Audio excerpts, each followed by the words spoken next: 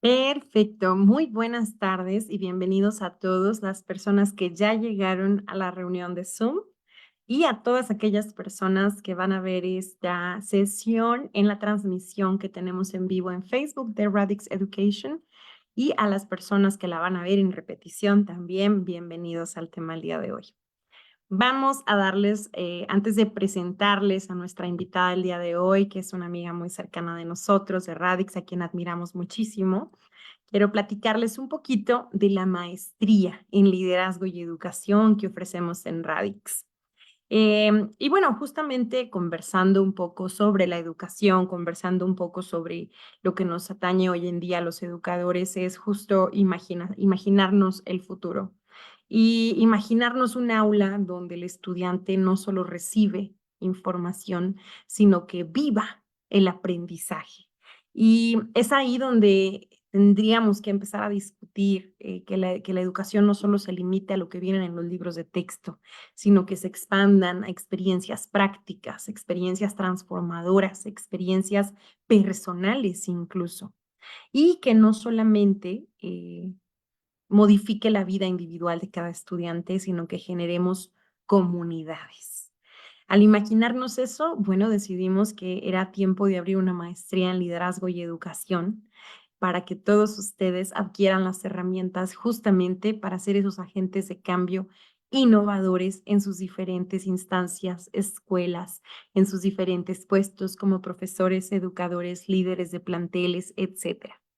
Entonces, esta plataforma, pues obviamente, de la maestría no se queda solamente en el aula, sino que llevamos la educación más allá. Y es justo de lo que vamos a hablar el día de hoy, que es los nuevos modelos educativos de que nos viene a platicar Patti Ganem el día de hoy. Para darles la bienvenida a la sesión, me gustaría platicar algunos acuerdos básicos para nuestra sesión. Y antes de los acuerdos, también recordarles que estas sesiones también están siendo difundidas en la red del Harvard Alumni for Education y le doy la bienvenida a todos aquellos que llegaron a esta sesión también por haber visto la información en esta red. Ahora sí pasamos a los acuerdos. Los primeros acuerdos, pues, son cortesías básicas de las sesiones de Zoom.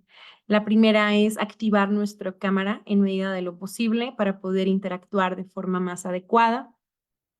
Levantar la mano hacia la cámara o activar nuestro micrófono cuando queramos participar.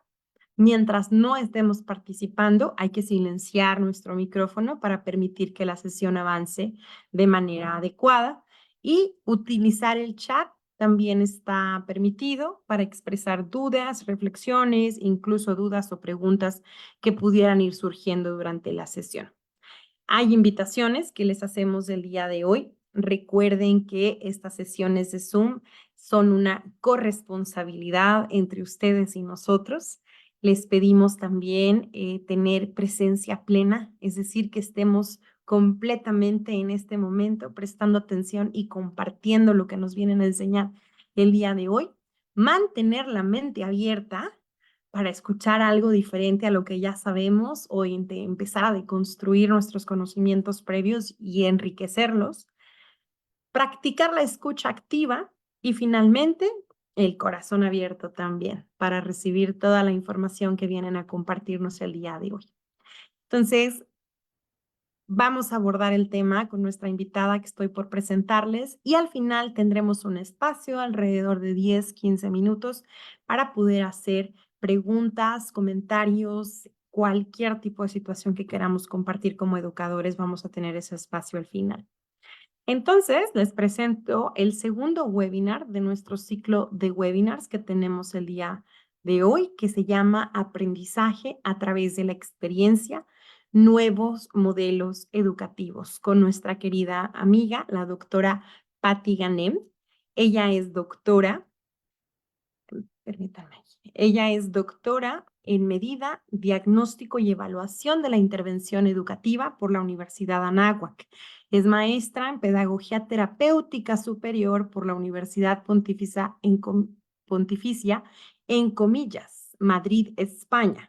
Y es maestra en investigación y desarrollo de la educación por la Universidad Iberoamericana. En la Secretaría de Educación Pública fue secretaria técnica del Consejo Nacional de Participación Social en la Educación, CONAPACE, y directora general para la interlocución con los docentes. Hasta marzo del 2023 se desempeñó como consejera ciudadana de la Comisión para la Mejora Continua de la Educación. Es fundadora y directora general de Grupo Logo y fundadora de Suma por la Educación. También es miembro de varias organizaciones educativas, incluyendo la Red de Mujeres Unidas por la Educación, Educación con Rumbo y Coparmex Ciudad de México y la Red Nacional de Capacitadores y Educadores de México. Con esa presentación le paso el micrófono a nuestra querida doctora Patti Ganem. Bienvenida, el espacio es tuyo, Patti. Muchísimas gracias, Alejandra. Bienvenidos a todas y todos los maestros que están aquí y seguramente algunos que se van a ir integrando. Y bueno, pues a mí me gusta mucho este tema que me han invitado a compartir con ustedes, porque lo que hace el tema de el aprendizaje a través de la experiencia nos abre un enorme abanico de revisiones, de innovaciones que tienen que ver con los modelos de educación.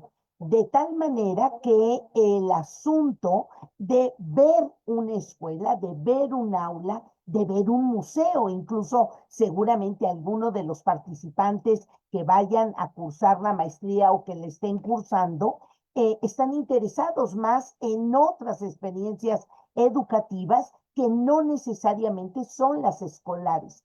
En una biblioteca, un museo, un espacio donde hay oportunidades de aprender, también se vuelven parte de este análisis de cómo los niños, las niñas, los jóvenes van desarrollando sus propias capacidades. Finalmente, la educación es eso, es un proceso que todos y cada uno de los seres humanos vamos viviendo a lo largo de la vida. El proceso educativo, el desarrollo de nuestras capacidades, no termina con la escuela, no termina con una acreditación, no termina con una titulación, no termina cuando nos jubilamos, ¿no? A veces pensamos que el trabajo, otro espacio tan importante de crecimiento personal, es el que establece a lo mejor un corte de la finalización de nuestro desarrollo personal. Y no es así. Nosotros todo el tiempo estamos conectando con otras personas y recibiendo información nueva, entrando con dificultades que antes no nos pasaban, aprendiendo de nuestro propio proceso evolutivo y de desarrollo, ¿no? Conforme vamos creciendo en edad, vamos conociendo, ¿no? Procesos biológicos distintos, aprender a envejecer nos va a requerir tener una capacidad enorme de aprendizaje. Finalmente, lo que subyace debajo de este proceso de crecimiento personal justo es el aprendizaje. Y hay espacios privilegiados para eso, como es la familia. Nuestra familia donde nacimos, ese entorno que nos enseñó a aprender a caminar, a hablar, es un entorno importantísimo de educación y por lo tanto de equipamiento de una caja de herramientas que se llama aprendizaje. Entonces tú abres tu caja y entonces esas prácticas de crianza que utilizó la abuela, la mamá, el papá, tú vas coleccionando. A lo mejor una primera práctica, un primer aprendizaje es sonreír me abre más puertas, ¿no? Eso me lo enseñó mi abuela, por ejemplo. Sonreír es una gran llave de relación. Y claro que le tienes más confianza a una persona que sonríe de forma generosa o que sonríe de forma así espontánea. Ay, como que te acercas a esa persona a preguntar. Entonces, esa cajita de herramientas que se llaman aprendizajes se abre en el momento que un niño nace. Por eso hoy tanto interés de los gobiernos, de las políticas educativas, de ciertos centros por la primera infancia. ¿Por qué? Porque ahí se dan enormes capacidades de desarrollo y si nos adelantamos y cuidamos esa etapa, seguramente ese niño, esa niña en la adolescencia tendrá muchos más recursos. Pero luego entramos a la escuela e ingresando a la escuela, la socialización ya es entre pares. A lo mejor en casa fui el mayor y me tocaba tener cierto liderazgo, pero cuando entro a un grupo donde todos somos iguales, tengo que aprender otras muchas habilidades, a negociar, ¿no? A esperar mi turno, ¿no? A saber que aunque yo vote por una actividad deportiva, pues a lo mejor ganó la mayoría en otra actividad, ¿no? Este tipo de herramientas son las que se llaman aprendizajes y vamos renunciando a algunas de ellas y vamos fortaleciendo otras para este crecimiento que se llama educación. Y hoy vamos a tratar de revisar algunas de esas herramientas que provienen de un tipo de aprendizaje que se llama aprendizaje a través de la experiencia. Quiero empezar diciendo dos cosas. El aprendizaje a través de la experiencia tiene una presencia que se ha venido nutriendo paralelamente con los avances de la psicología y hoy de la neurociencia y además de las cuestiones de la pedagogía a través de diferentes metodologías y a través de diferentes herramientas didácticas. Entonces, conforme hemos ido conociendo cómo se da el proceso de aprender de una persona, paralelamente la pedagogía, observando los estudios de la neurología, de la psicología, de las neurociencias, lo que hace es tratar de actualizar las formas que utilizamos para convivir con los que están en proceso de desarrollo. Entonces, maestros y maestras invitados aquí a este espacio, nos damos cuenta que si nosotros revisamos un museo, un cine, una escuela de hace 30, 40, 50 años, es muy diferente a la instalación física de ahora. ¿Por qué? Porque pues en hace 30, 40, 50, 80 años nos regíamos por una serie de supuestos que la psicología, la neurología hablaban de cómo aprendemos. Hoy por hoy, todo este esfuerzo de cambiar las maneras de que un ser humano, un niño, una niña, un joven aprenda, es justo que una orientación que lleva un énfasis a partir de la experiencia. ¿Por qué? Porque en los primeros modelos educativos estaba mucho más la presencia del maestro, de la transmisión del conocimiento como una forma que aseguraba que el niño, la niña, el joven lo aprendiera y por supuesto, el contenido a aprender eran mucho más protagónicos. Hoy por hoy, el protagonismo, después de varios esfuerzos, de varias investigaciones, del avance de la psicología, nos dice, el protagonista es el alumno.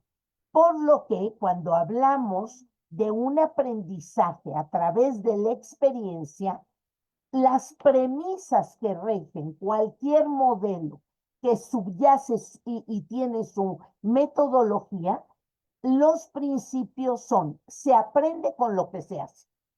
Algo de lo que escuchamos, algo de lo que vemos, por supuesto, nos va a generar una forma de participación. Nosotros ahorita, ustedes ahorita, lo que están haciendo es justo eso, lo que están haciendo es generar una escucha. Ah, si tú escuchas, como ya nos invitaba Alejandra, es a partir de lo que escucho, pienso y relaciono con mi experiencia docente, ya puedo ir estableciendo un comparativo, ¿sí? El alumno en la metodología del aprendizaje a través de la experiencia es el alumno. El centro es él, que hace como lo hace, que pregunta, qué inquietudes tiene. Eso convierte mi método, mi modelo en algo diferente, a diferencia de si está centrado o en el contenido o en el maestro o en la bancarización de la información.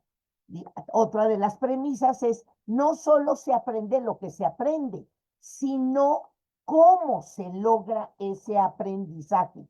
Es decir, ¿qué hago para que ese niño, esa niña, ese estudiante, ese chiquitillo que va al museo, ese otro chico que está en una biblioteca tratando de experimentar, el chico que va a una sesión de cine, a un museo, verdaderamente se apropie de lo que hay en ese entorno? Entonces, no se aprende lo que se aprende, sino cómo se aprende. Son dos procesos paralelos que pasan en cada uno de nuestros organismos, de nuestras experiencias. Aprendo cosas, hombre, y que se queden en la memoria es un gran regalo, pero además aprendo cómo aprendo un proceso, aprendo una estrategia, ¿sí? Entonces, estas premisas regulan cualquier modelo o método que tú quieras implementar y que se denomine o tenga una base de aprendizaje a través de la experiencia. También permite respuestas flexibles. Y ahí es donde ya muchos nos empezamos a atorar. ¿Por qué? Porque esto supone que al escuchar al estudiante, tú modifiques tu práctica. Miren, yo déjenme contarles una anécdota que para mí es muy reveladora. Muchos años de mi vida me dediqué a observar el trabajo de los maestros. Me gusta mucho observar qué hace un profesor dentro de su aula a través de un espacio o ámbito curricular específico de un contenido, cómo organiza a los chicos. Pues muy bien, este ejemplo, esta experiencia que les voy a contar, tiene que ver con chiquillos de preescolar. Resulta que la educadora reparte materiales y el material era una hoja de cartoncillo. Los niños de preescolar trabajan no con hojas de papel bond, son delgadas y la fuerza todavía de su motricidad hace que se rompan las hojas. Entonces, el cartoncillo o la cartulina son materiales que les ayudan mucho más, son más resistentes. Pues les reparte por ahí una hoja que llevaba impresa una pata, que llevaba una sombrillita y que iba nadando en el agua. Es una imagen muy típica del preescolar. A lo mejor tú logras acordarte de esta imagen cuando tú fuiste a preescolar. Y entonces la maestra les dice, a ver, vayan por las crayolas, la comisión de crayolas, ahí van los chiquillos, traen las crayolas, los niños pequeños son muy alegres, disfrutan mucho lo que hacen. Entonces ya estaba todo preparado y les dice la maestra, les voy a pedir que pinten la pata de amarillo, por favor, además, la sombrillita de rojo y el laguito de azul. Bueno, yo dije, bueno, pues está bien. Ya los niños empezaron a trabajar y tenemos en las aulas, es otro tema de esta flexibilidad. Maestros, ustedes lo saben, no todos los niños, no todas las niñas, ni todos los jovencitos terminan al mismo tiempo. Es algo que los maestros decimos, ¿y cómo hacemos? ¿Qué hacemos cuando los chiquillos unos empiezan a levantar, otros ya entregaron, otros ya calificaron, ¿no? Entonces, ahí tenemos esta premisa de respuestas flexibles. Entonces la maestra recibe el trabajo de esta chiquitilla que terminó muy rápido y volteo a ver a la maestra y observo en la cara de la maestra así un rictus, una expresión como de molestia, como, no sé, estaba inquieta la maestra. Y a todo esto le dice a la niña, te dije que la pata era amarilla. Ay, maestra, es que fíjese, le contesta a la niña, es que el domingo fui al zoológico, experiencia maravillosa de aprendizaje, y vi patas café. Las patas son amarillas. No, maestra, de veras, yo he visto también cafés que son y que se ponen a pelear por el color de las patas. Yo dije, ¿cómo va a resolver este conflicto la maestra? Porque además la maestra está partiendo de una premisa incorrecta. O sea, decir que todas las patas son amarillas, no, no tiene fundamento. Y entonces la niña, no, muy interesante, se le queda viendo a la maestra y dice, ay, maestra, pues si usted no conoce patas café, yo menos patas con sombrilla.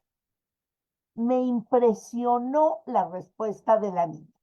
Es decir, esto es lo que nos estamos perdiendo maestros y maestras en el aula, escuchar a los chicos, ¿no? Saber cuando aquí la licenciada Alejandra les dice, oigan, pónganme en el chat de dónde nos acompañan, pues eso es parte de la interacción. ¿No? Si vienen de alguna entidad, si trabajan en algún nivel educativo, si están recién egresados de la normal, ¿no? A lo mejor si ya son jubilados, mis ejemplos tendrían que ser diferentes.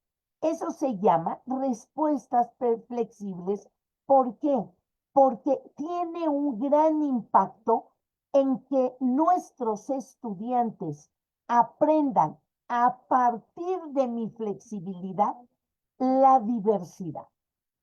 Si yo trato a mis estudiantes de la misma manera, pido el mismo ritmo, les señalo que todos deben de sacar 10, que a todo mundo le tiene que gustar de la misma manera y con la misma intensidad, tal o cual contenido, lo que enseño no solo es ese contenido. Si no lo aprendió, pues no lo enseñé y el chico no lo aprendió.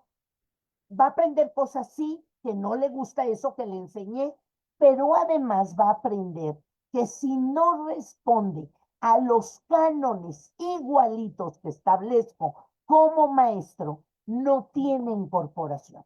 Entonces, la diversidad no está presente en mi manera de trabajo.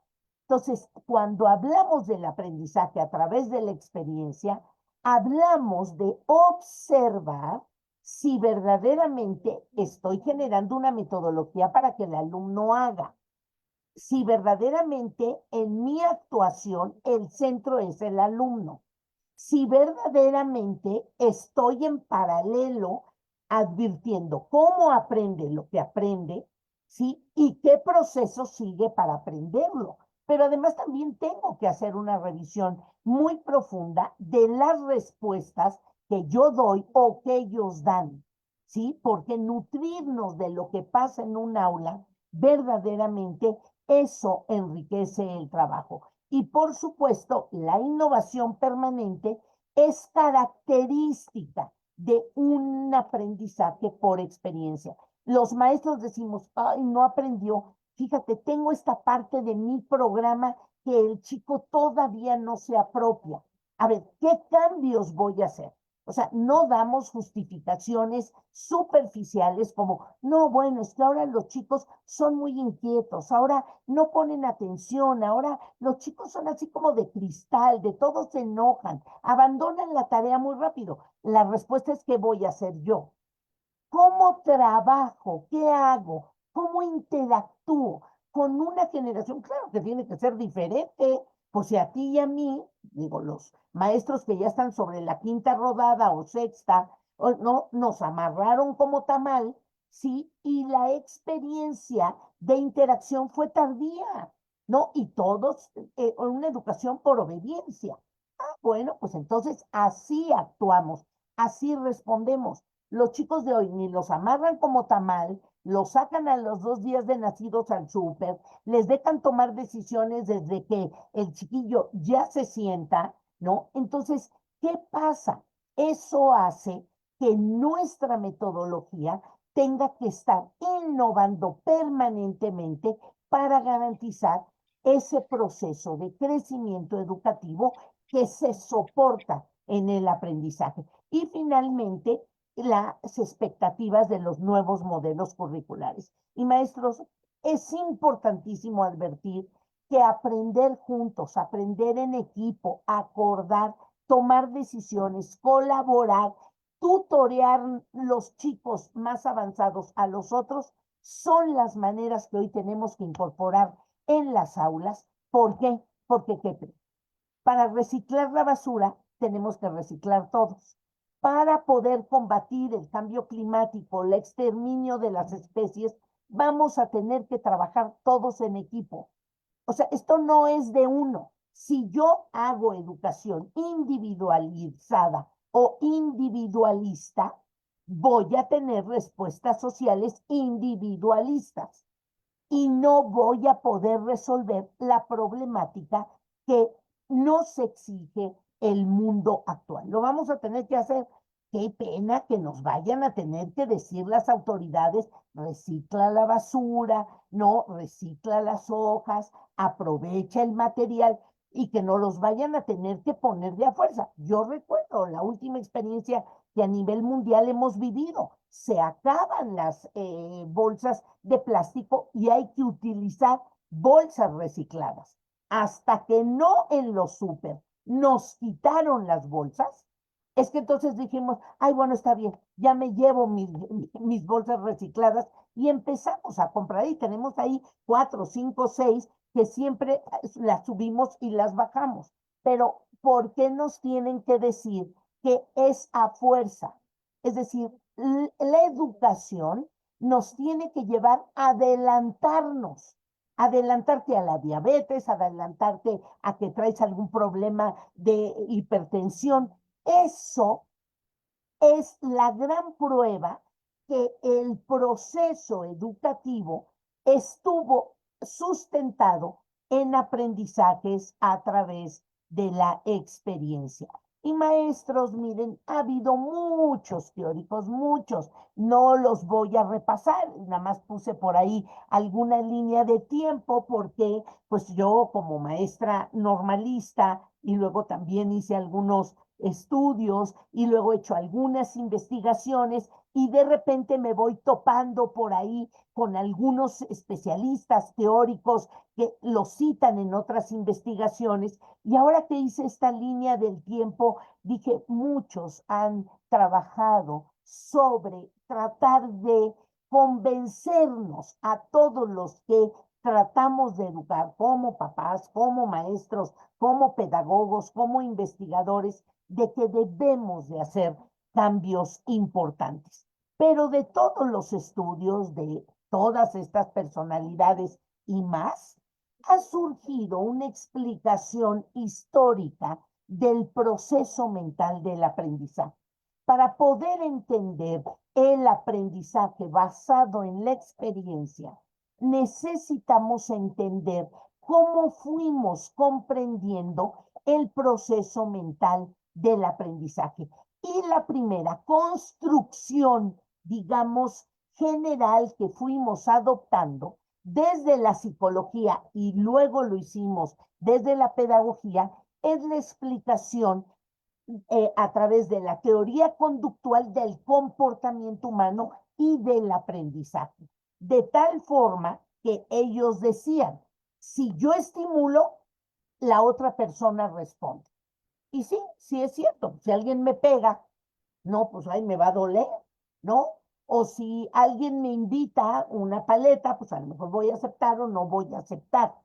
Lo que los teóricos conductuales dijeron es que no tenían herramientas para saber qué pasaba internamente en el proceso de cada uno de nosotros. Lo que sí podían ver es qué estímulo se da y qué respuesta da el chico. Esa fue una primera representación, pero los estudios fueron avanzando. Los métodos de investigación de la conducta y del aprendizaje y del desarrollo fueron avanzando también.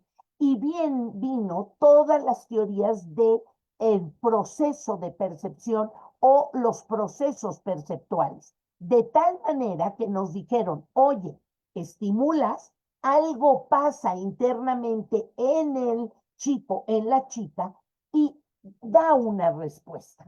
Sí, pero no estaba acabada. Luego vino toda la teoría cognitiva y dijeron, a ver, el estímulo tiene que mediarse y cada chico requiere una mediación distinta.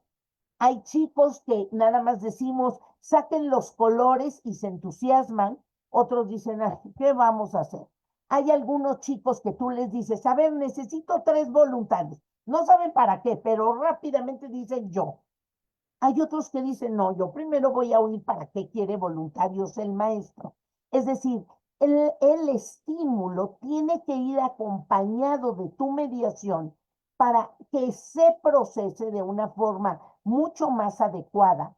La salida de lo que el chico tiene que decir, hacer, preguntar es distinta en cada uno y por eso la respuesta es distinta. Yo siempre pongo como ejemplo ir a un buffet.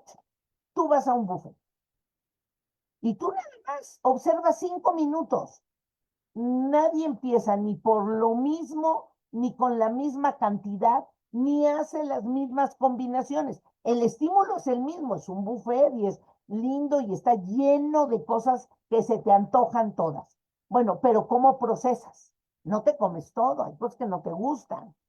Eso es lo que la teoría cognitiva avanzó, pero no ha terminado. Está ahora la explicación social. ¿Qué quiere decir? No aprendemos solos, aprendemos con otros.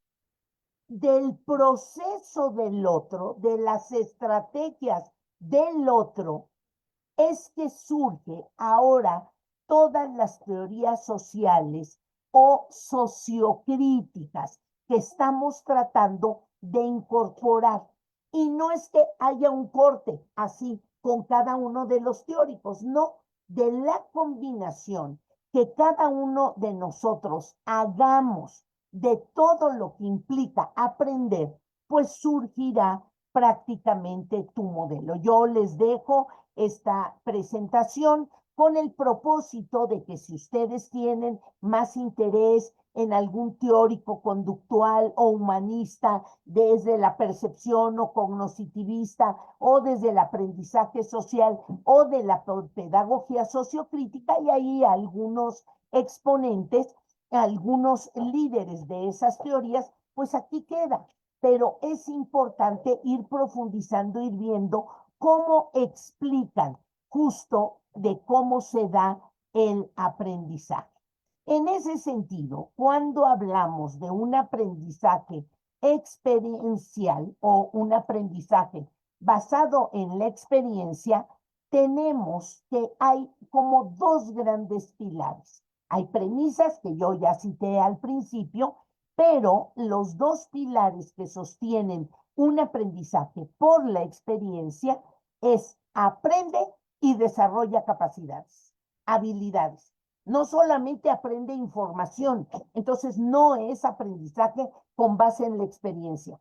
El niño aprende que hay las partes de la planta y tiene además que transferir a decir, ay, a mí me gustan los frutos o las flores. Oye, ¿qué flores me como? ¿De qué plantas me como la flor o el tallo? Ay, pues a mí me gusta la papa, el camote. Pues te estás comiendo el tallo, ¿sí? Perdón, la raíz o el tallo. Ah, mira, por ejemplo, en el caso de la caña, es muy importante, maestros, que el aprendizaje por experiencia vaya de una u otra forma acompañado del desarrollo de capacidades, de preguntar, de analizar, de transferir, de hacer categorizaciones, de explicar la vida. La característica más importante del aprendizaje de las teorías sociales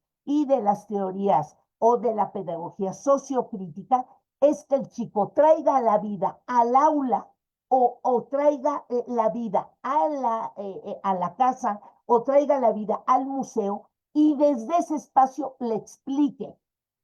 ¿Sí? Entonces, oigan, ¿qué les interesa a tus chavos? ¿Están inquietos por alguna corriente musical o están inquietos por algún tema sexual? ¿No? Que pasa mucho. Aquí tenemos una representante de CONALEP, pues a esta maestra seguramente le preguntarán cosas de la vida, del matrimonio, de la relación de pareja, de la sexualidad, no, de la muerte, ¿no? ¿Qué pasa cuando nuestros alumnos nos preguntan de estas cosas? Bueno, pues esa es la vida, maestros. Y tenemos que tener esa capacidad, a ver, vamos a ver por qué lo preguntas, en qué sentido lo preguntas, qué te gustaría saber. Oye, ¿qué dice tu familia? ¿No? ¿Cuál es el patrón de comportamiento que tu familia estaría esperando si tú le preguntas eso? Ah, entonces te das cuenta que a lo mejor estás frente a un chico que se ha educado en una familia un poco más liberal o no, a lo mejor más conservadora. Ah, y de ahí como maestros, acuérdense, flexibilidad. No, perdón, yo tengo mi código para mí, pero ¿cómo acompaño al chico? Es decir, ¿cómo voy ayudándole a unir pequeñas respuestas que luego le lleven a él a conformar sus respuestas para su vida? Y otro de los grandes pilares es que el descubrimiento por parte del alumno es importantísimo en estos modelos. Por un lado, que todo lo que hagamos vaya empujando el desarrollo de las capacidades, no solo la apropiación del conocimiento. Entonces el chico ya resume, ya platica, ya categoriza, ya une información, bien, va avanzando, sus capacidades se van desarrollando. Finalmente, maestros, en este primer pilar del el aprendizaje a través de la experiencia, no quiere que todos los alumnos hagan una profesión de la que tú das la materia. O sea, yo no quiero que un alumno, si yo doy matemáticas, elija una carrera de matemáticas o de literatura o de medicina o de biología o de química o de deporte. No, yo doy esa asignatura porque esa le va a propiciar capacidades. Lo mismo en ese sentido. Cuando el aprendizaje está dado por experiencia, la creatividad, el descubrimiento, la curiosidad son parte de lo que ese chico o esa chica se lleva como ganancia de las metodologías utilizadas en el aula. En este sentido, tenemos un exponente muy interesante, vale la pena que lo revisen, ¿no? Parte de los estudios, luego de maestría, es eso, ir entendiendo las teorías, las propuestas, las investigaciones y a partir de ahí, bueno, pues ir viendo qué tanto puedo llevar a mi aula. En este caso, David Cole es un exponente, él es norteamericano y que se centra en el aprendizaje experiencial o a través de la experiencia. Y les dejo algunos de sus datos. Pero él dice, para que un chico viva una experiencia científica, creativa, artística, matemática, lingüística, de aprendizaje de un segundo idioma, la que quieras, tiene que pasar por 4 etapas. Hay una primera que es la de la experiencia concreta. Ese ejercicio, esa película, ese reto, esa pregunta provocadora, ese personaje, ese cuadro que le presenté, ese bailable, escuchar una música. Hay enorme cantidad, maestros, de actividades que pueden ser iniciales para esa experiencia concreta. Luego, de lo que pasa de esa experiencia, en el caso de la niña de la pata, a ver, si la maestra hubiera sido flexible, oye, ¿y dónde viste patas café? A ver, ¿de qué colores están dibujando las patas? A ver, vamos a poner una exposición. Ahora vamos a investigar cuántos tipos de patos hay en el mundo. El pato canadiense, hay patos silvestres. Bueno, y los niños, a partir de esa experiencia concreta que se vincula a su conocimiento previo y ahí vamos involucrando, vamos creciendo a una segunda etapa que es la observación reflexiva. Ahí analiza, compara, pregunta, trae, investiga y luego viene la conceptualización abstracta. Un término, un concepto, un cuadro, una categorización, que es muy importante porque es lo que nos permite hacernos cargo de la vida. A ver, ¿qué es un impuesto? ¿Qué es un acta? ¿Qué es una demanda? ¿Qué es la televisión analógica? Todos estos son conceptos y los manejamos todos los días. Eso es lo que nosotros vamos aprendiendo en ese espacio tan maravilloso, donde a partir de una experiencia concreta los hicimos reflexionar, agregan abstracciones y van ampliando su campo de información o de conocimiento, ¿no? En la escuela aprendimos que hay sistemas de medida de peso, de tiempo, de longitud, ¿sí? De calor. ¡Ay, qué maravilla!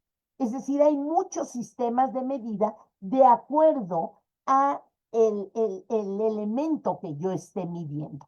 Entonces, qué bonito que un chico en su salón pueda tener que los sistemas de medida, una línea del tiempo, pero una línea del tiempo donde venga la etapa de la historia que yo estoy revisando, pero la comparo con otras, porque si yo estoy revisando una etapa de la historia de Europa, pues tengo que saber qué estaba pasando también en México o en Asia. No es que estuviéramos parados como estatuas de marfil, pero maestros y maestras. A veces esa es la idea que tienen los chicos. No, como que Europa se desarrollaba y aquí estábamos como no habíamos nacido, seguramente no había mexicanos, no como hoy nos conocemos, pero sí había avances. Y luego la experimentación activa o la transferencia de esa abstracción ya a diferentes situaciones. Entonces, maestros, pensemos, analicemos. A ver, yo estoy trabajando así en mi aula. ¿Qué estoy haciendo? ¿Cómo varío las actividades? Bueno, pues de eso depende ese aprendizaje por experiencia. Ventajas, beneficios, impactos positivos, tiene mucho. La primera es que se genera la motivación intrínseca. El chico participa espontáneamente, participa y va aumentando su motivación y su trabajo de apropiación. Eso es muy importante, maestros, porque cuando el chico se motiva o la motivación viene dada porque me regaña mi mamá, porque me van a bajar puntos, porque me van a sacar del aula, porque van a mandar llamar a mi abuela, híjole, ese proceso de aprendizaje pues ya no se da. Y lo segundo, maestro, se incrementa, se fomenta la autonomía de parte del estudiante. Ustedes lo pudieron descubrir en la pandemia. Cuando nosotros nos fuimos a nuestras casas, se cerraron las tiendas, se cerraron las escuelas, sí, y tuvimos que contactar con los chicos a partir de medios electrónicos. Los maestros pensamos, ay, pero claro, los chicos lo van a hacer muy bien, se meten a internet, les gustan las redes sociales, todo eso está muy bien. No, los chicos usan el internet, las redes sociales y otras tecnologías con fines recreativos, lúdicos, no de aprendizaje. ¿Sí? Es distinto.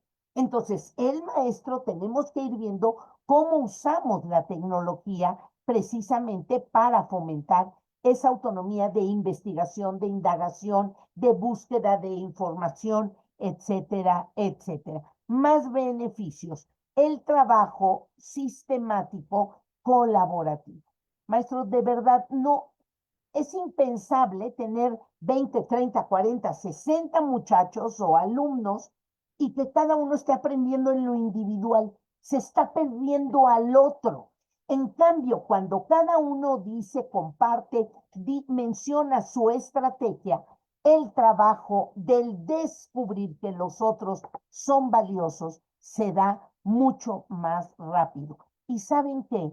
el aprendizaje basado en la experiencia fomenta mayor confianza, porque aprenden a hablar, no les da miedo. El error es fuente de aprendizaje. Al contrario, de los errores, los chicos van aprendiendo también.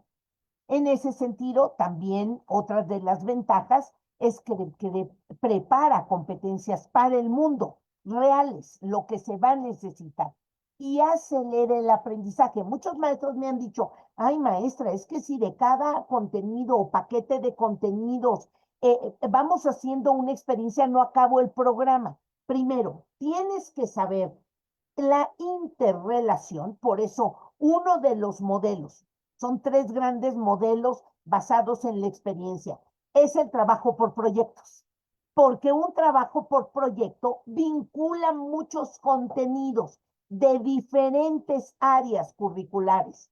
Entonces, lo que hace es acelerar el aprendizaje, ¿no? Modelos que, si bien no están catalogados basados en la experiencia, pero que fueron revolucionarios en su tiempo, es el sistema Montessori, por ejemplo. Los niños abordan una situación y desde ahí van vinculando otras asignaturas, otros contenidos. Pero ¿qué pasa? Los chicos aprenden más rápido, aprenden de forma segura, no olvidan lo que aprenden y aceleran el aprendizaje. ¿Sí? O sea, tú puedes ver a un chiquitillo de 6, 7 años, que en el caso mexicano sería primero, segundo de primaria, y pueden estarte diciendo todas las banderas del mundo. ¿Por qué? Porque ese niño le interesa y porque al ir trabajando por la experiencia, procesos, el niño dice, oye, si yo tengo bandera, yo también conozco la bandera de Estados Unidos. Ah, pero ayer vi el partido de España y de España contra Inglaterra y ya vi las dos banderas. Entonces, cada país tiene una bandera. Pregunta del niño. Fíjate, si nosotros nos vamos, voy a regresar nada más para ir advirtiendo esto, las premisas iniciales que yo digo. Si un niño me dice, ah, entonces cada país tiene una bandera, permítete las respuestas flexibles, sí. Oigan, y las podemos traer todas. Oigan, ¿por qué no ponemos un mapa mundi y vamos trayendo las banderitas? Les recorto pequeños rectangulitos, se lo doy a cada niño. ¿Cuántas banderas quieres traer para mañana?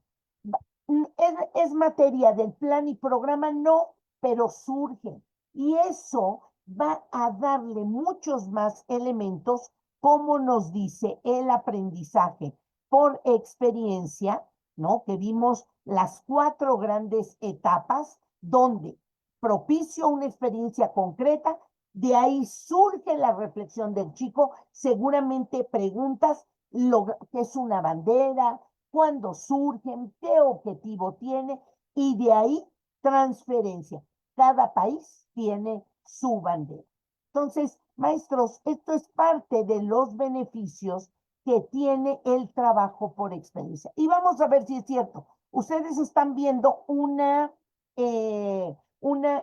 división en la pantalla. No quiero que la resuelven, tranquilícense, tranquilícense, ¿no? No voy a pedir que despejen el punto decimal que está afuera de la división, no, tranquilos, tranquilos. Nada más quiero que me digas algo, una situación concreta donde tú dirías, ah, tengo que dividir 1894 entre 2.5. A ver, maestros, vamos, vamos, pensemos, a ver, movilicemos. ¿Qué situación, problema, acontecimiento, experiencia de la vida te llevaría a aplicar esa operación? No, no me vayan a decir que tienen 1894 pesos y lo van a dividir en 2.5 personas. No, eso no puede ser. O sea, no puede ser. Porque si yo quisiera saber exactamente cuánto le toca a las 2 personas enteras, primero, yo quiero ser una, ¿eh? Media persona no quiero ser. no me saldría, esa división no me dejaría saber exactamente cuánto le reparto a las dos enteras y a la otra que dividía la mitad. No, no, esa no es esa operación. Tendría que hacer otras cosas. Si yo quisiera dividir 1,894 pesos entre 3 personas, pero a una de ellas le va a tocar la mitad de lo que les toca a las otras dos. La división no ayuda. Maestros, maestras, ¿cuántas operaciones de estas hiciste en tu escolaridad? ¿Cómo cuántas calculas? En la primaria, en la secundaria. Mira, maestro, por lo menos 100. Pero el aprendizaje no está ahí en saber resolver ese algoritmo, sino esta operación que me conecta con la realidad. Ese es el aprendizaje por o para o con la experiencia. Entonces, yo aquí les pongo, si tengo 1,894 litros de vino, de tequilita, de cerveza, que además dicen que después de las 12 ya es legal, y aquí ya son 10 para las 6, ¿no? Entonces ya nos pudiéramos tomar uno de estos vinitos que dice el problema y quiero envasarlos en botellas con una capacidad de 2,5 cada una, la pregunta ¿cuál sería? Seguimos retando.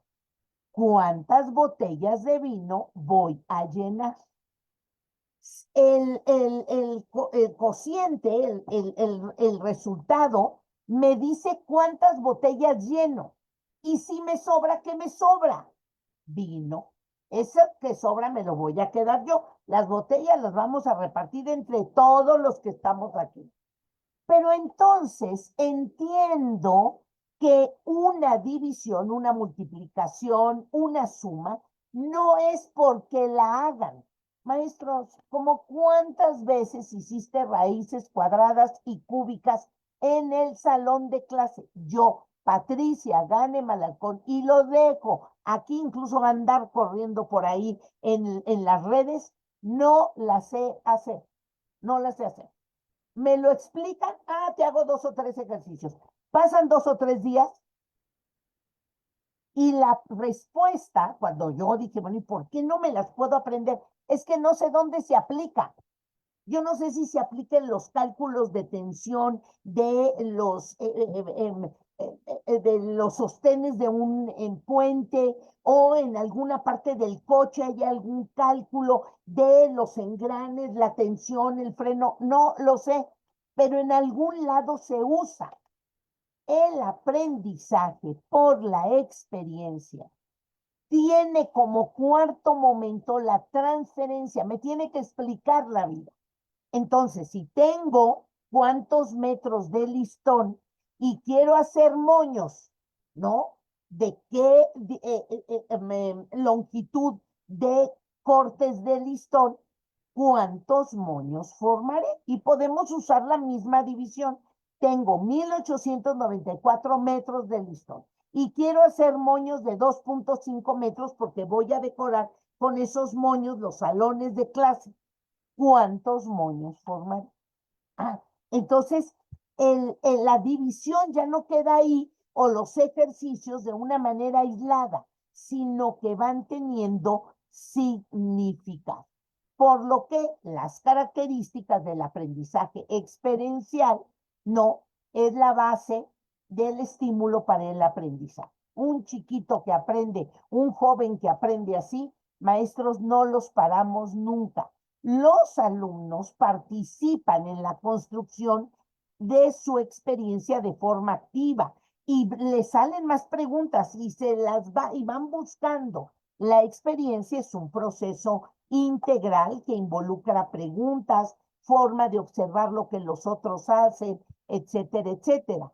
Pero además el aprendiz se construye social y culturalmente porque aprende con los otros y el aprendizaje se ve influenciado por el contexto socioemocional en el que se realiza. Los niños se divierten, hacen chistes, cuando se equivocan dicen, no, no, no, no, a ver, vamos a corregirlo. O sea, ya no es se equivocó, es el burro, se equivocó, le ponemos tache. No, maestros, no, no, porque entonces si no cambiamos esa forma de trabajo dentro de las aulas, los museos, los zoológicos, incluso los niños que aprenden en hospitales, no vamos a lograr pues este crecimiento que queremos de la sociedad. Y me voy a adelantar nada más, yo les dejo ahí, aquí hay algunos ejemplos, ¿no? Aprender a hablar, a escribir, a leer, ¿no? A hacer un cuadro de doble entrada, andar en bicicleta, pues son ejemplos muy, muy claritos del aprendizaje por experiencia, ¿no? Y hay dos modelos muy importantes: el aprendizaje invertido, donde el chico primero investiga y el maestro organiza lo que aprende, y el aprendizaje situado, y uno de ellos es el aprendizaje por proyectos, que en el caso mexicano, pues estamos tratando de aprender porque nos aventaron así el trabajo por proyectos, y que tiene pues toda una dinámica de trabajo. Y aquí pues los primeros que tenemos que aprender verdaderamente a trabajar de forma diferente pues somos los maestros. Yo quisiera pues un poquito escuchar los comentarios, las reflexiones. Yo sigo teniendo aquí en el chat a la maestra Candelaria Sánchez del CONALEP de Tampico, que maestra Candelaria, usted no nos dejará mentir. Entiendo que el marco curricular común para media superior, CONALEP hizo una adecuación rapidísima y ya están llevando y mucho de la transversalidad, trabajo por proyectos, este currículum fundamental, el ampliado y el laboral, son parte importante de la organización que se hizo para el marco curricular común en el caso de CONALEP. Pues esto es lo que tenemos que hacer, maestros, y reformas van a venir muchísimas. El tema es cómo yo veo, cómo impulso el aprendizaje dentro de mi aula. Yo quisiera abrir a preguntas, a comentarios de parte de los asistentes. Vemos aquí a la maestra Verónica, a la maestra Isela, al maestro Tomás, a la maestra Julieta, a la maestra Yesenia, Mercedes, María del Carmen, también al profesor Jesús Adrián, a la maestra Candelaria, a la maestra Judy, a la maestra Alexandra. El micrófono es de ustedes. Si no, me voy a dar cuenta en qué modelo se educaron, ¿eh? En un modelo tradicionalista, bancarizante, donde teníamos que aprender a conceptos y a dejarlos en un examen. No, hombre, habilidades se desarrollan, claro que sí. Ese modelo nos hizo crecer en ciertas cosas, pero sí tuvimos que quitarnos muchas otras para poder ser autónomos, para poder investigar de una forma diferente. Así es que pues me gustaría escuchar algunas preguntas, algunos comentarios, algunas innovaciones que se estén haciendo, porque pues a través de su experiencia o de su interés de querer cursar una maestría, lo que ustedes logran es como grandes paquetes de explicación de lo que sucede en sus aulas, ¿no? Es muy bonito porque dices, ya entendí por qué estos chiquillos son inquietos, o por qué estos chiquillos son mucho más tranquilos, o por qué este chico piensa más rápido. Y eso pues se vuelve muy interesante. Pues maestra Alejandra, pues usted dígame cómo vamos, y tenemos por ahí algunas preguntas. Vamos, perfecto. Primero que nada, muchas gracias. Fue una plática súper motivante.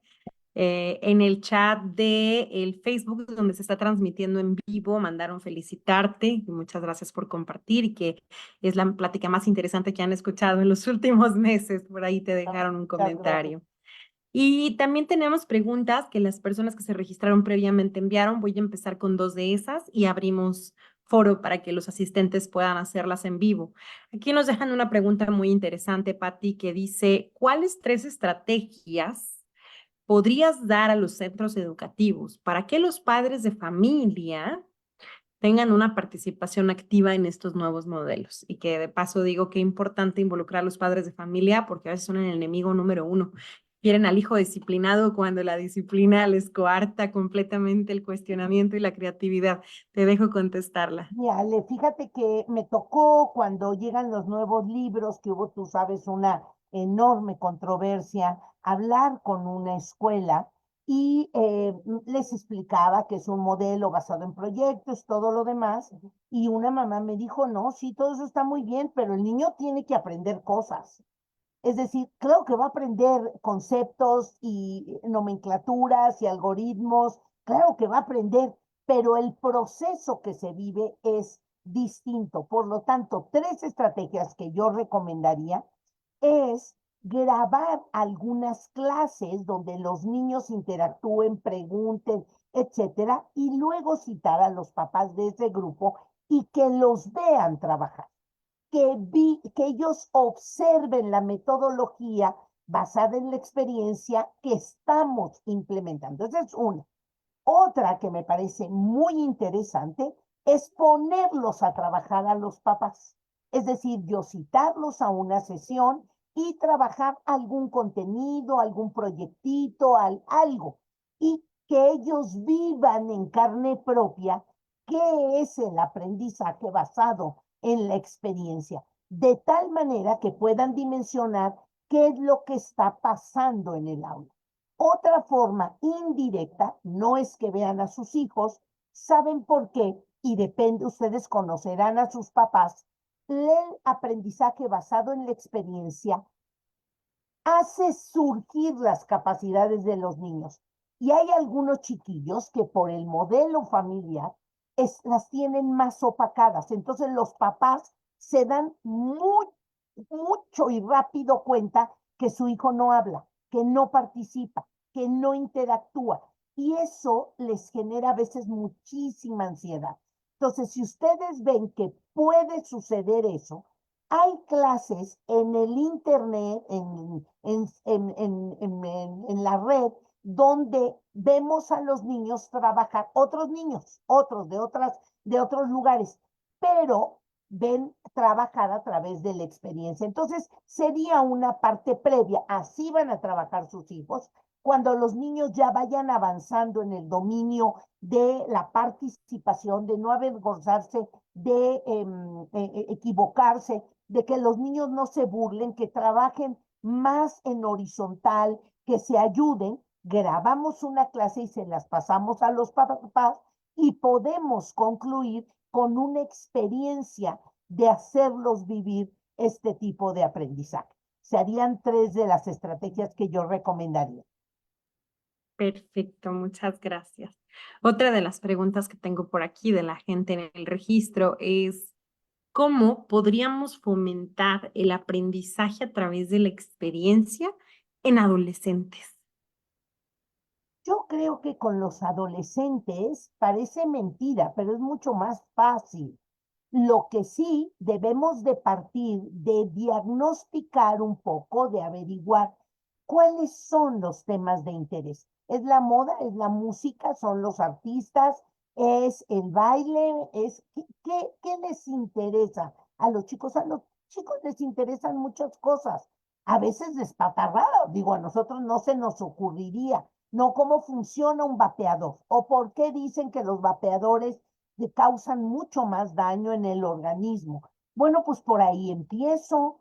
Oye, pero eso puede facilitar a los maestros que están trabajando literatura o que están trabajando redacción, ¿no? Si es en la secundaria, que hagan una investigación, que redacten, que hagan un debate, ¿sí? No de lo que el libro trae, porque además lo que pasa con los adolescentes es que son reaccionarios, contestatarios, ¿sí? Y entonces lo que hacen es, si tú les pones un ejemplo de la naturaleza, ellos van a decir, no, no, pues averigua qué les interesa y en función de eso se puede estimular. Maestros, pónganles retos. Los chavitos de veras que se entusiasman mucho. Yo vi trabajar una escuela en donde el elemento motivador es que la clase de música los preparaba en el instrumento musical que querían.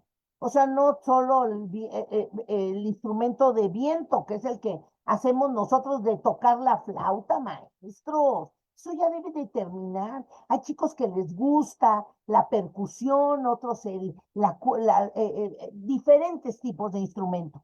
Entonces, la motivación es que si bajaban las calificaciones, no podían ir a sus clases extra de música porque las tenían que destinar a salir adelante. Y los chicos, verdaderamente a mí me impresionaron, era una secundaria, ¿eh? Tocaban instrumentos, formaban grupos y amenizaban los recreos. Iban poniendo sus repertorios y ese grupito amenizaba lunes y martes, el otro miércoles y jueves, el otro viernes y lunes y así, y se echaban unos conciertos bien padres. Y entonces los chiquillos, esa motivación de aprender de veras música, de tocar con partitura, de tener la experiencia de tocar un instrumento. Unos tocaban padrísimo la guitarra, otros la batería, otros una enorme cantidad de instrumentos. Y esa era la motivación para que no bajaran de calificación. Y los chamacos se aplicaban. Y la otra estrategia que yo puedo recomendar son las tutorías, maestros. Hay chiquillos que son muy buenos en matemáticas y que pueden tutorear a sus compañeros que van un poco más atrasados. Entonces, me parece que hay recursos. Lo que es importante es hacer cambio de toda esa gestión de la escuela, de las aulas, que las tenemos que cambiar. Maestros, sí, sí las tenemos que cambiar. Por ahí vi una secundaria y una prepa que no tienen aulas permanentes.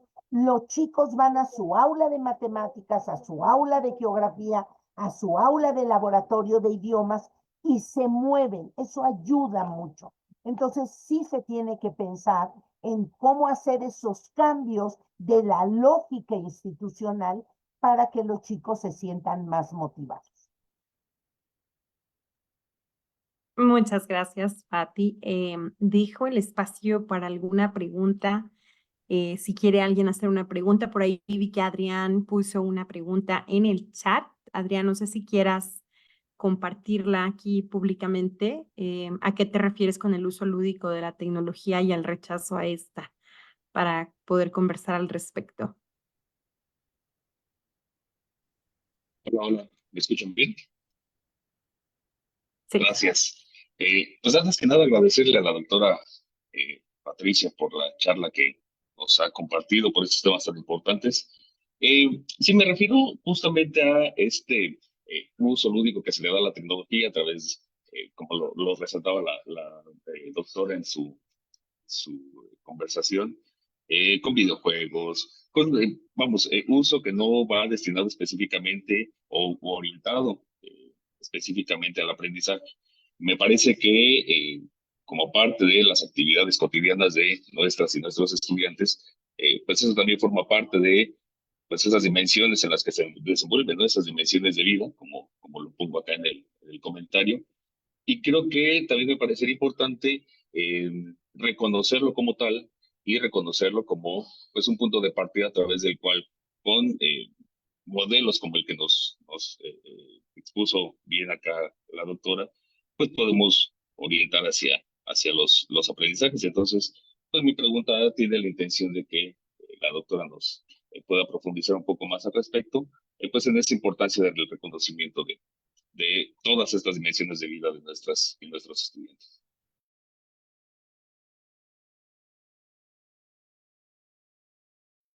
Creo que apagaste tu micrófono, Pati. Sí. Sí, es cierto.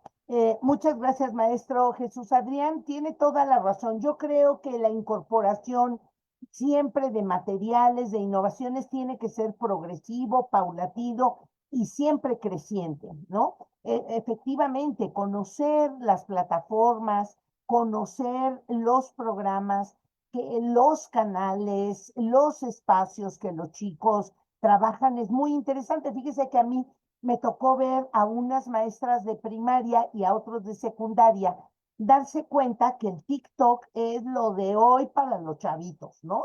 Yo la verdad veo algunos así de TikTok y yo digo, ay, bueno, pero estos maestros dijeron, los vamos a poner a producir TikTok educativos. Entonces, haga de cuenta, personajes, ¿no? Entonces, los chicos hicieron unas cosas maravillosas de los personajes históricos o el otro maestro de literatura en la secundaria hicieron personajes y recitaban y luego cambiaban el segundo verso a uno más chistoso. La verdad es que los chicos hicieron unas cosas maravillosas y aprendieron, exponían qué literato o qué científico o qué personaje histórico estaban exponiendo y la verdad resultó una experiencia muy interesante. Y a partir de un recurso tecnológico que a ellos les gusta, cómo lo van utilizando, lo van incorporando al ámbito de la educación. Hay muchas plataformas, maestros, gratuitas,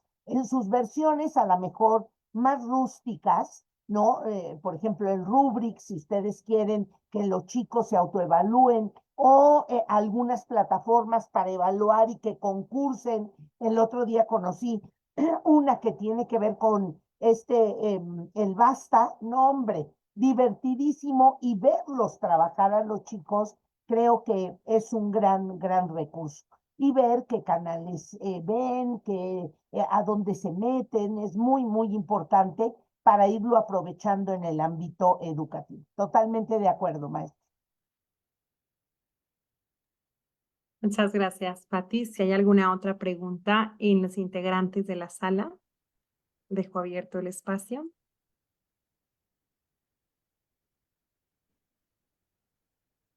Muy bien, Tomás, adelante.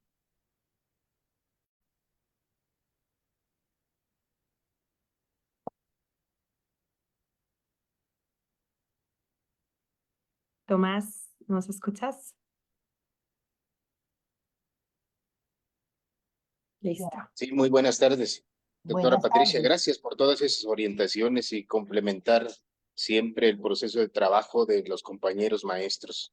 De verdad que nos hace falta mucho el acompañamiento hacia nuestros compañeros frente a grupo, ya que la creatividad exactamente con que cuentan ellos, pues va a ser posible siempre y cuando las otras partes también intervengamos en darle seguimiento y acompañamiento. Esto que hoy usted hace sobre recalcar mucho la importancia de que el docente debe ser creativo, debe poner en práctica la diversificación de actividades para que el alumno le llame la atención y tenga un producto de conocimiento y en el desarrollo de sus habilidades y capacidades, que hoy es lo que tenemos que hacer con ellos.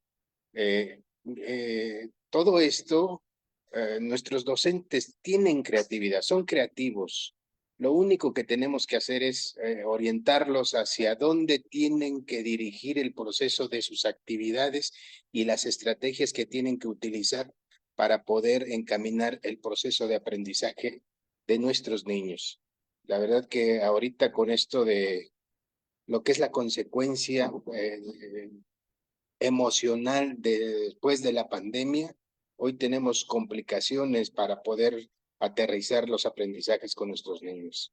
Pero hoy con esto que acaba de usted mencionar en la charla, en la plática, en el conocimiento que nos transmite, pues la verdad voy rescatando algunas de ellas y que yo digo, sí es cierto, esta la tenemos que practicar con algunos de los maestros que les damos seguimiento y acompañamiento en su proceso. Y es eso, por ahí a la hora de inscribirme puse alguna cuestión del trato con los niños que tienen las capacidades diferentes, porque a veces con ellos, nuestros maestros, nos detenemos un poquito para saber qué es lo que pueden realizar en el trabajo por proyectos para incluirlos dentro de no excluirlos, sino incluirlos en su proceso y dentro de sus compañeros en el aula. Totalmente de acuerdo, maestro Tomás, y tengo la impresión de que es usted o director o asesor técnico pedagógico o supervisor, es decir, que realiza otro tipo de funciones, no necesariamente frente a aula, Y hay como 3 grandes recomendaciones, ahí 3 paquetitos de estrategias que le pueden servir. Si en los salones de maestros o en algún espacio, los profesores van anotando los recursos que van utilizando. Por ejemplo, para procesamiento de la información, que si sopa de letras, que si crucigramas, que si mapas mentales. Bueno, los maestros van anotando o pegando papelitos para que vayan haciendo su colección de herramientas o para experimentar o para retar a los alumnos o para iniciar una clase o para cambiar abruptamente de clase. Entonces los maestros, pues de forma natural, van a tener que ver cómo se va enriqueciendo como esa tabla de recursos. Entonces eso ayuda mucho. Esto que usted decía, maestro, de la creatividad de los profesores es cierto. Tienen que aprender a compartirse más lo que hacen, a observarse unos y otros. Si yo veo que hay un profesor que es muy bueno, a lo mejor motivando o generando que los chicos hablen más, que se atrevan a compartir sus estrategias, pues hay que invitar a 2 maestros a que lo vean, ¿no? Luego esos otros que vayan a otra clase, porque bueno, pues los maestros no necesariamente somos creativos en todas las estrategias, pero cuando vemos a un par, a un igual como nosotros, aplicar ciertas estrategias, nos animamos más, decir, ay, bueno, mira qué fácil es, ¿no? Porque a veces nos imaginamos que las cosas son muy difíciles. Y por otro lado, la parte de los niños con ciertos requerimientos, ¿no? Que tienen alguna discapacidad en el aprendizaje o en la locomoción o en el la autorregulación. Tenemos chicos con dispersión de la atención o mucho más hiperactivos o niños con algunos rasgos, ¿no? De diversidad, ¿no? De APER o de alguna cosa. Sí, sí hay que trabajarlo. El aula inclusiva llegó ya para quedarse. Entonces, el ir trabajando estas adecuaciones curriculares, el hecho de que sepamos que el nivel de exigencia en algunos chicos tiene que bajar, el acuerdo con los padres de hasta dónde va a poder llegar es muy, muy importante. Sí, es un apartado que sí tenemos que formar en los profesores. Y gracias por su comentario, maestro. No, al contrario, gracias a ustedes. Perfecto, pues vamos cerrando. Si hubiese alguna otra pregunta en el chat, todavía tenemos unos minutos para poder responderla. O en persona, si alguien quiere hacer otra pregunta. ¿Ok? Si no, vamos cerrando el día de hoy. Pati, muchísimas gracias por acompañarnos. En verdad fue una plática muy motivadora, muy interesante el empezar a conversar estos nuevos modelos educativos y cómo podemos dejar de ver al estudiante como un recipiente, ¿no? Creo que eso es lo que tenemos que dejar ya en la práctica docente. No vamos a depositarles ningún conocimiento, vamos a que ellos mismos, como dices tú con el alumno y la patita, pues a ver, somos seres humanos y desde la infancia ya tienen una inteligencia impresionante también para enseñarnos a nosotros y así poder hacer la educación un poco más horizontal, ¿no? Entonces te agradezco muchísimo, fue súper nutritiva esta conversación. Muchas gracias por acompañarnos y a todos los asistentes les van a pegar por aquí en el chat una lista de asistencia para poder recibir al final de las sesiones su diploma de participación y los invitamos a estar al pendiente de nuestras redes sociales y de nuestra página de internet de radixeducation.org para que puedan enterarse de los siguientes webinars y las siguientes conversaciones que tendremos en los próximos meses. Ahí están ya en el chat la encuesta de satisfacción, que es como un pase de lista, la sesión informativa de la próxima semana donde vamos a estar dando información de la maestría y el folleto por si alguno de ustedes quisiera ir revisando información sobre esta maestría, son bienvenidos todos. Muchísimas gracias, Pati, otra vez y que tengan una excelente tarde todos los asistentes.